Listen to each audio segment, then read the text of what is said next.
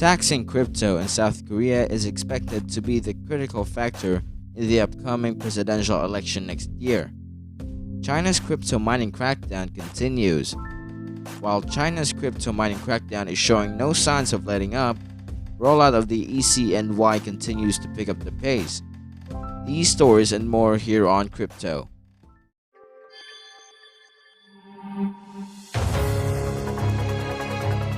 Hi, I'm Jaden from Crypto Gems, and here's what's happened this week in crypto.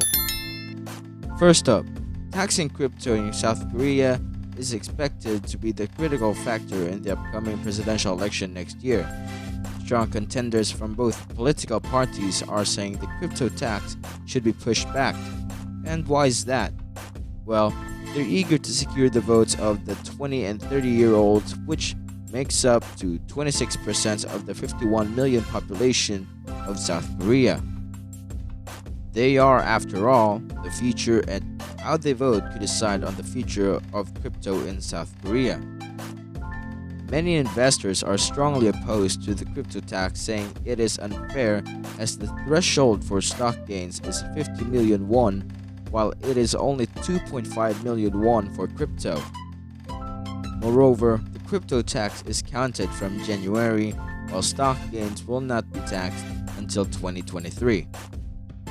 In response, lawmakers from both the ruling and opposition parties have spoken out, with several spearheading bills to push the start date back.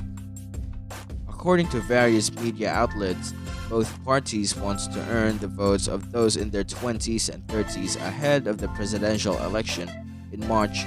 Around 60 of Korean crypto investors fall into that age range, with their stake in virtual assets investment much higher than that of other age groups. Back in May, Lee Jae-myung, the presidential candidate for the Democratic Party, said the crypto tax should be applied fairly with stock gains tax. While Hong Jun-pyo, a member of the Conservative Party who has announced he's running for the election, also recently criticized the tax policy on his Facebook page. But there is really a chance for postponing the crypto tax. Professor Cha Dong-jun from Kyungbok University stated, open quote, both the ruling and the opposition party are asking for deferral and alleviation of tax on virtual assets. So I believe there is a good chance for the tax law to actually be pushed back. Furthermore, it coincides with the presidential election next year. Of course, there's the big problem with fair taxation, but on top of that, there's the election. So both parties will not do anything at risk of losing votes, end quote. Professor Cha also added that the 4 years of building tax infrastructure for virtual assets is far from enough, given it took the authorities 17 years to build a tax law for listed stocks.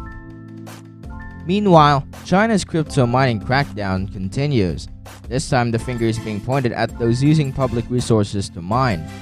The Cyberspace Administration of Zhejiang says an investigation identified 184 IP addresses associated with 77 public entities that they suspect of using public resources to mine cryptocurrencies.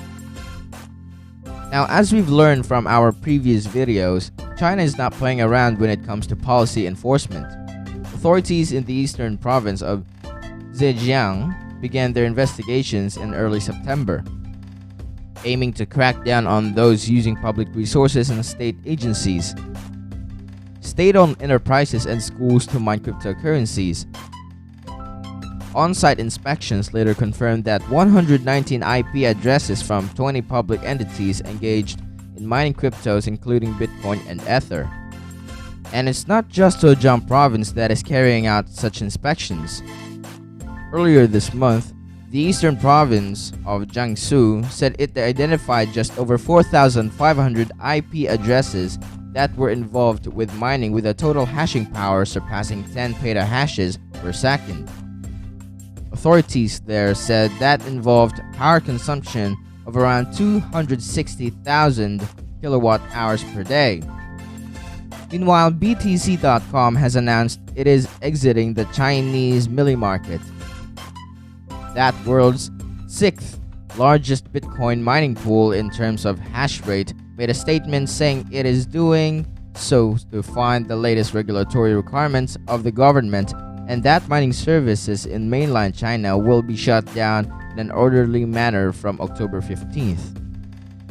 It also urged male and Chinese users to relocate computing power elsewhere and withdraw relevant assets. And finally, while China's crypto mining crackdown is showing no signs of letting up, rollout of E-CNY continues to pick up the pace. According to the China Civil Aviation newspaper, Beijing Capital Airport is the first in the country to accept the digital yuan with payment for parking spaces and purchases at over 100 stores. The latest move forms part of the plans for next February's Winter Olympics CBDC pilot. Now, the Games will be the first international test of the digital yuan with tens of thousands of athletes from all around the world set to participate.